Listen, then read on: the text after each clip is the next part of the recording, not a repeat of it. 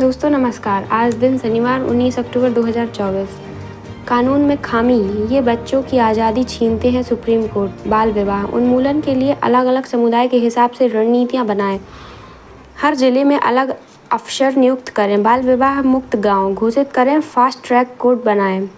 राज्य और केंद्र शासित क्षेत्र जिला स्तर पर चाइल्ड मैरिज प्रिवेंशन ऑफिसर नियुक्त करें। कलेक्टर और एसपी जवाबदेह होंगे। व्यक्तिगत जवाबदेही तय करने के लिए बाल विवाह रोकने के लिए हर 3 महीने में रिपोर्ट अपलोड करें। स्थानीय लोगों के साथ प्रभावी समुदाय सहभागिता तकनीक विकसित की जाए। राज्यों के गृह मंत्रालय स्पेशल जुवेनाइल पुलिस यूनिट बनाने का विचार करें। सुप्रीम कोर्ट ने बाल विवाह की सामाजिक बुराई को गंभीर करार देते हुए केंद्र और राज्य सरकारों को इससे निपटने के लिए कई दिशा निर्देश जारी किए हैं। मध्य प्रदेश पराली जलाने के मामले में पंजाब के बाद दूसरे स्थान पर है। बड़ा राज्य व अधिक फॉरेस्ट कवर करने के कारण अवशोषित हो जाता है धुआं। नहीं तो दिल्ली जैसे होते हैं हमारे बड़े शहरों के हाल।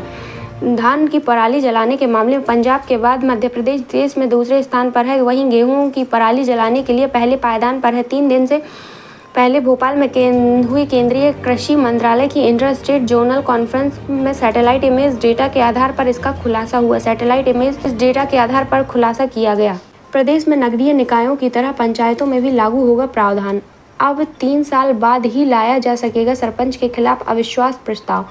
मध्य प्रदेश के ग्राम पंचायतों के सरपंचों के प्रति अविश्वास का प्रस्ताव 3/4 बहुमत से पास करने एवं 3 वर्ष पश्चात अविश्वास प्रस्ताव लाने के प्रावधान नगरीय निकायों की तरह पंचायतों में भी लाया जाएगा। पीएफआई की 56 करोड़ की संपत्तियां जब्त। दिल्ली दंगों, हाथरस कांड और पीएम के पटना दौरे में गड़बड़ी फैलाने के सबूत मिले। प्रवर्तन निर्देशालय ईडी ने देश के कई राज्यों में अभियान चलाकर प्रतिबंधित संगठन पॉपुलर फ्रंट ऑफ इंडिया की 56.56 करोड़ रुपए की 35 आंचल संपत्तियां जब्त की। ये विभिन्न ट्रस्ट कंपनियां और लोगों के नियंत्रण में थीं।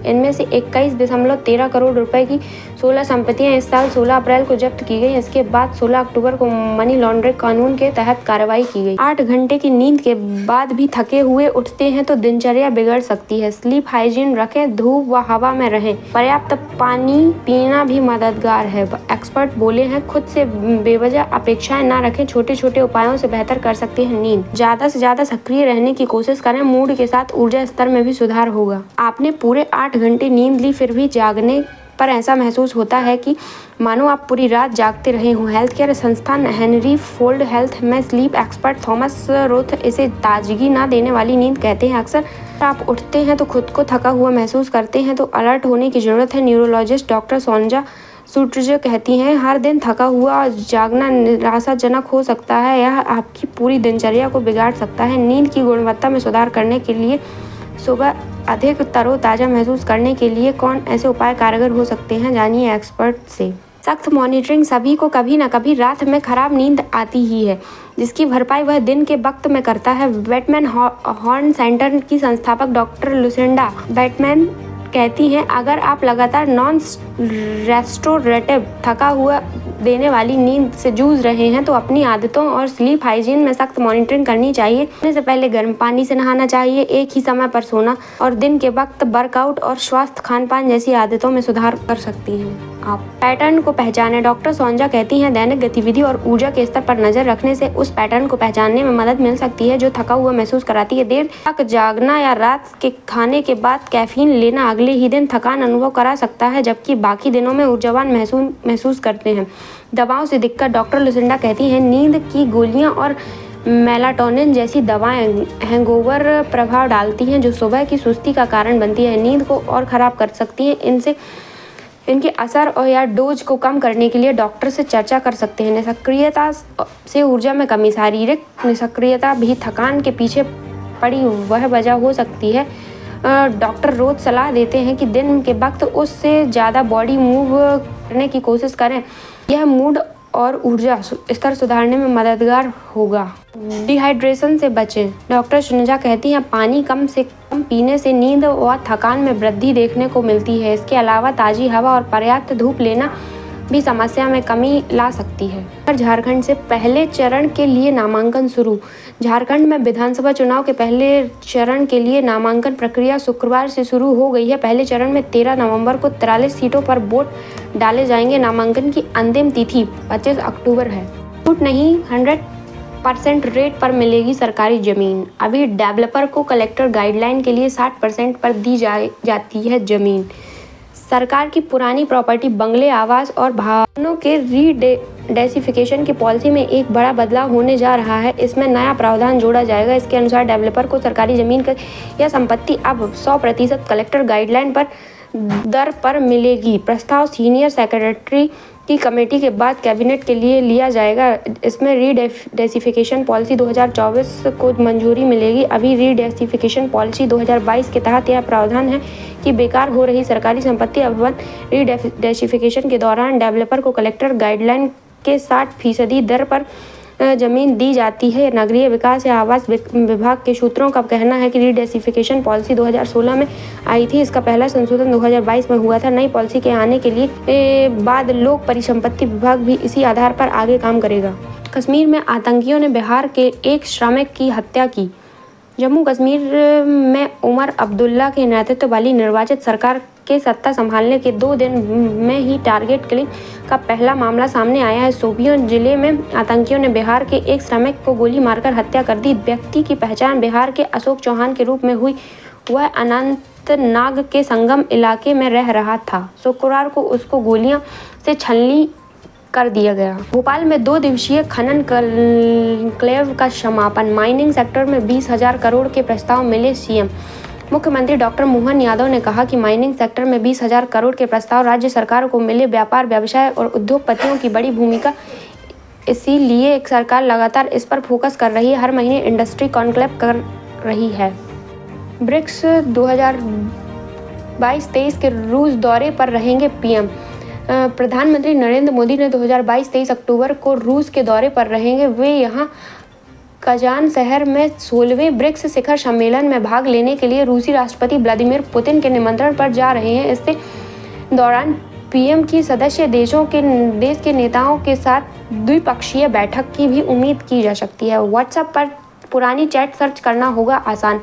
वाशिंगटन से व्हाट्सएप पर जल्द पुरानी चैट सर्च करना आसान होगा। इसका नया फीचर चैट लिस्ट में सीधे एक नई लिस्ट बनाने के मदद करेगा। इसमें खास फिल्टर से चुने हुए नंबर ग्रुप चैट ही दिखेंगे। खबर पन्ना से पूरी रात चले धार्मिक कार्यक्रम व गरबा नृत्य, शामिल हुए श्रद्धालु। सुंदर साथ श्री प्राणनाथ जी मंदिर में हो रही शरद पूर्णिमा की धूम। अमी संप्रदाय के प्रमुख तीर्थ पद्मावती पुरी धाम पन्ना में अंतर्राष्ट्रीय शरद पूर्णिमा महोत्सव के अवसर पर देश के विभिन्न हिस्से से हजारों संख्या में श्रद्धालु पहुंचे। महामती श्री प्राणनाथ जी मंदिर शरद पूर्णिमा पूर्व की रात भक्ति भाव गरबा रास में डूबे श्रद्धालुओं को जयकारे लगाते हुए जमकर किया नृत्य। हजारों सुंदर साथ व नगरवासियों ने श्री जी को निहारकर अपने नयनों को तृप्त किया। जैसे ही मध्य रात्रि में बंगला जी दरबार साहब श्री जी की सवारी रास मंडल के लिए निकाली गई, वैसे ही रास की रचैयों की जय श्री प्राणनाथ के प्यारे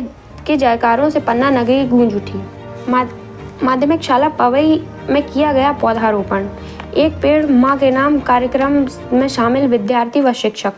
नेहरू युवा केंद्र पन्ना के तत्वाधान में माध्यमिक शाला पवई में एक पेड़ मां के नाम कार्यक्रम का आयोजन किया गया। इस अवसर पर छात्र छात्राओं को पर्यावरण संरक्षण की शपथ दिलाई गई। इसके उपरांत विद्यालय प्रांगण में पौधारोपण किया गया। खाद्य विभाग की लापरवाही से सैकड़ों किसान धान पंजीयन से वंचित। जिले में अधिकारियों और कर्मचारियों की लापरवाही की मनमानी वजह से जनता व शासन की योजनाओं का लाभ नहीं मिल पा रहा है। पन्ना जिले में एक बार फिर बड़ी लापरवाही सामने आ रही है, जहां पर सैकड़ों किसानों का पटवारी व खाद्य आपूर्ति विभाग के अधिकारियों की मनमानी के चलते धान का पंजीयन नहीं हो पाया है। मामले को लेकर पंजीयन से वंचित किसानों ने कलेक्टर से न्याय की गुहार लगाई है। HDFC agro general insurance company ने नहीं दिया पॉलिसी धारक को क्लेम। चले दंगल में सैकड़ा भर से अधिक पहलवानों की हुई कुश्तियां। अंतर्राज्यीय महादंगल में दिल्ली और जम्मू के पहलवानों का रहा दबदबा। सावधान हो जाइए, नए आलू के नाम पर बाजार में बिक रहा है जहरीला आलू। अमोनियम घोल में 12 घंटे तक रखा जाता है, मिट्टी से रगड़ा जाता है और नया आलू तैयार।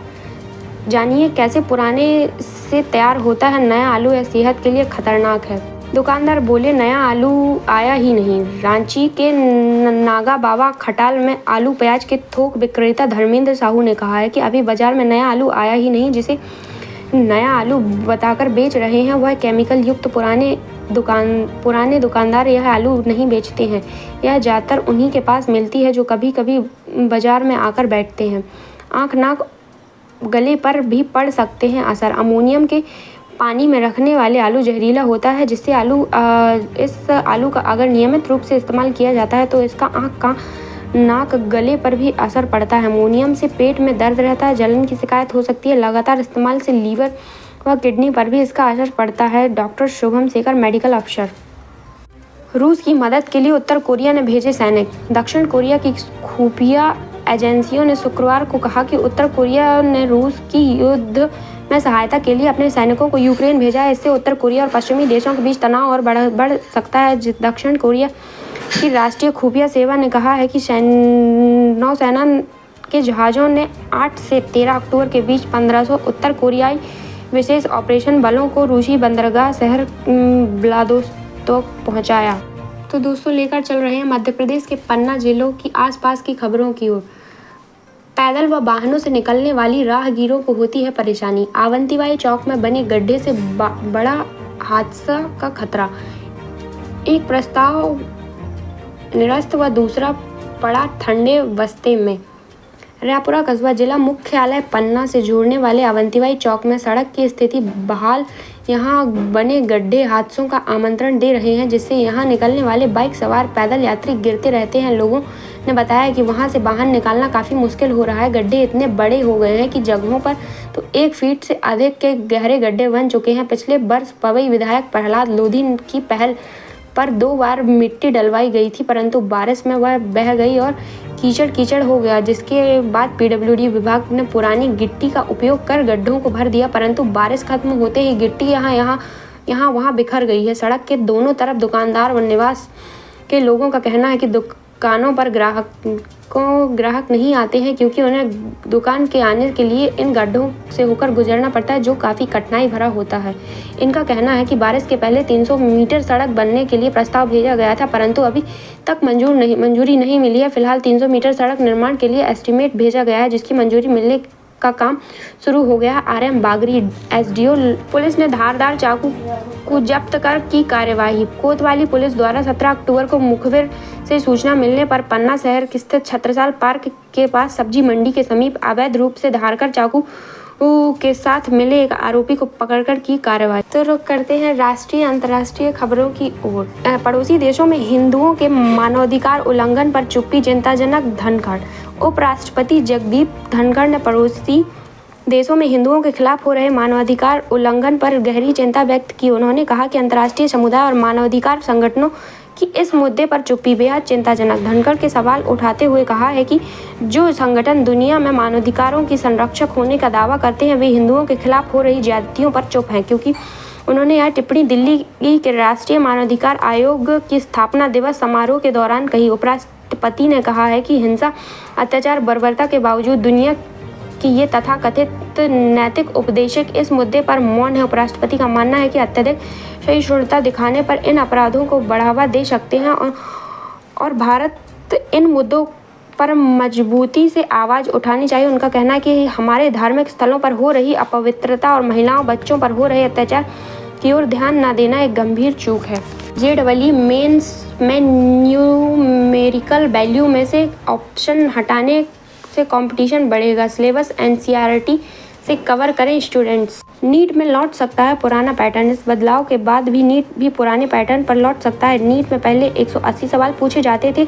कोविड के दौरान सवालों की संख्या को बढ़ाकर 200 कर दिया गया, लेकिन छात्रों को 180 सवाल ही हल करने थे। हालांकि सवालों को पढ़ने के लिए नीट में अतिरिक्त समय भी दिया गया था। अब मेंस के पुराने पैटर्न पर लौटने के बाद नीट में बदलाव की संभावनाएं दोस्तों यह थे दिन भर के मुख्य और प्रमुख समाचार। आप देख एवं सुन रहे हैं न्यूज़ 9 लॉन्चर के साथ दिन भर की बड़ी खबरें। हमारे चैनल को लाइक करें, सब्सक्राइब करें, कमेंट्स करें और ज्वाइन बटन से हमारे चैनल की सदस्यता लें। धन्यवाद।